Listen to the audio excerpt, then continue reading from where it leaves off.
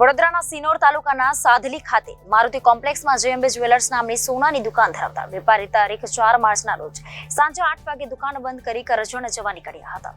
ટીંગલોદ ગામે આગળ પાછળથી આવેલા ગાડીમાં સવાર 4 અજાણ્યા ઈસમોએ કારને ટક્કર મારી રોડની બાજુ ઉતારી સોનીને ધમકી આપી ગળામાંથી 40,000ની સોનાની ચેન અને પેન્ડલની ચોરી કરી હતી। આ અંગે સિનોર પોલીસ મથકે ફરિયાદ નોંધાવી છે। વેપારી દુકાન બંધ કરી પોતાના ઘરે જવા નીકળ્યા હતા। સાધલી ખાતે મારુતિ કોમ્પ્લેક્સમાં જેએમબી નામની સોનાની દુકાન ધરાવતા કમલેશ જયંતીલાલ સોની તારીખ 4ના રોજ સાંજે 8 વાગે પોતાની દુકાન બંધ કરી કારમાં ઘરે જવા નીકળ્યા હતા। આશરે રાત્રે 8:30 વાગે ટીંગલોદ ગામથી આગળ વડાક નજીક પાછળથી આવેલી ગાડીએ તેમની ગાડીને ટક્કર મારી બાજુ રોડ પર ઉતારી દીધી હતી। તવેરામાંથી 4 જણા હિન્દી અને ગુજરાતી ભાષા બોલતા માસ્ક પહેરેલા ઈસમો ઉતર્યા હતા અને તેમાંથી એક જણાએ ગાડીનો કાચ ફોડીને અંદરનું લોક ખોલ્યું અને સોનીને દાતરડા જેવા હથિયારથી ધમકી આપી કે તારી પાસે જે પણ કંઈ હોય એ આપી દે, નહીં તો જાનથી મારી નાખીશું। તે દરમિયાન બીજા 3 શખ્સ ગાડીમાં ચડી ગયા અને શોધખોળ કરી પણ કંઈ મળ્યું ન હતું।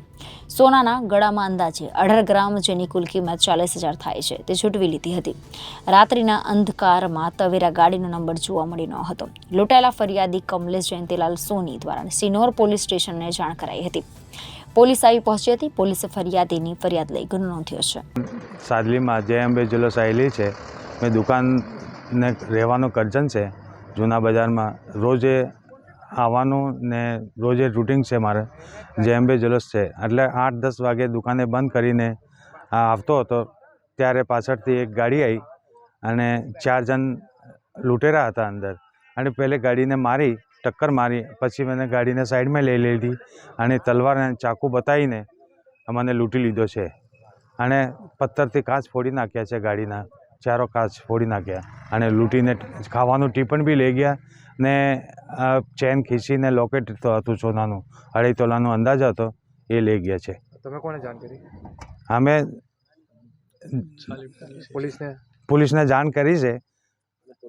પોલીસ આવી ગઈ છે ટાઈમ પર, પણ અમે પકડવાની કોશિશ કરે તો આભાર છે।